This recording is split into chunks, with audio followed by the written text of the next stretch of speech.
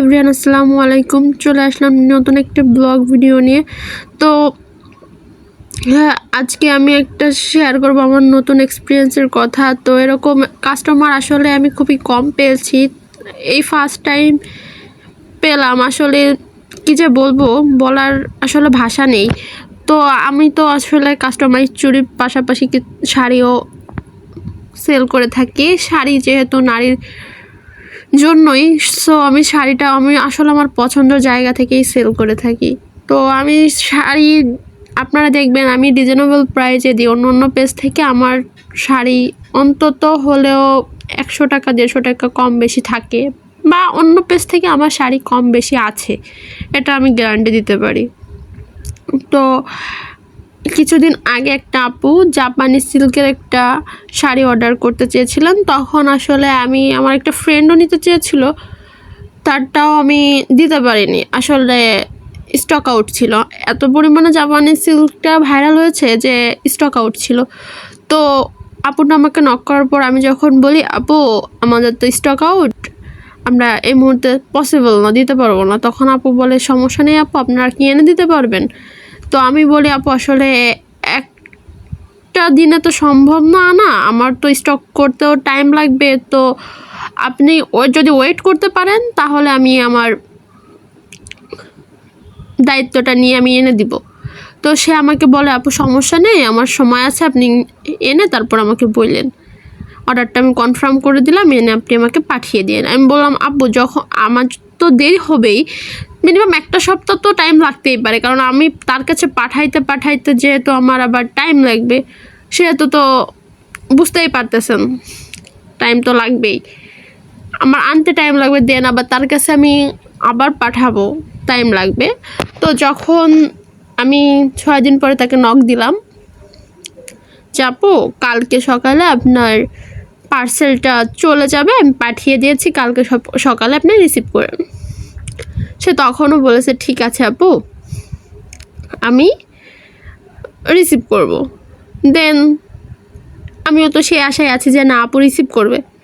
পরের দিন delivery man যখন যে তাকে কল করে, তখন সে বলে যে ভাইয়া আমি তো বাসায় নেই, আপনি আমাকে কালকে প্রোডাক্টটা দিলে ভালো হয়। ডেলিভারি ম্যান তখন থেকে বলছে ঠিক আছে আপু, তাহলে কালকে 10টার পরে আমি আপনাকে ডেলিভারি দিতে আসবো, আপনি ফোনটা রিসিভ করেন। দেন 10টার সময় সে পরের দিন ফোনটা রিসিভ করে নাই। মানলাম যে সে ধরতে পারে না বা ফোনের কাছে ছিল না, করে নাই। আসলে আমি তখন খুব কষ্ট পেয়েছি, আসলে ব্যাক করে না গে। পরের দিন তারপরে ডেলিভারি ম্যান আমাকে বলতেছে আপু সে তো ফোন রিসিভ করে না। পরে আমি নিজে ফোন দিচ্ছি যে আপু আপনি কি রিসিভ করবেন না? ফোন না, আমি মেসেজ দিয়েছি। তখন সে বলছে করবো আপু, কালকে আমি অফিস থেকে নিয়ে আসবো, কুরিয়ারে অফিস থেকে নিয়ে আসবো। আসলে আমার একটা আন্টি অসুস্থ, সেখানে গেছি। এখন অর্ডার দিলে ভাই আপনাদের আন্টি চাচি মামি সবাই অসুস্থ হয়ে যায়।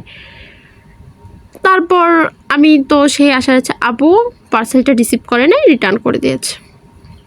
আমাকে কি বলে রিটার্ন করেছে যে আপু আমার তো সময় আর আপ হয়ে গেছে, এখন আমি কি করে রিসিভ করবো, আমি শাড়িটা রিসিভ করতে পারতেছি না, সরি। তো বলবো আপু আপনি হয়তো আমার সময়ের কিছু গাফিলতি করালেন, এই সময় আমি আরেকজনকে দিলাম, আমার আরেকটা প্রোডাক্ট ছিল হয়তো।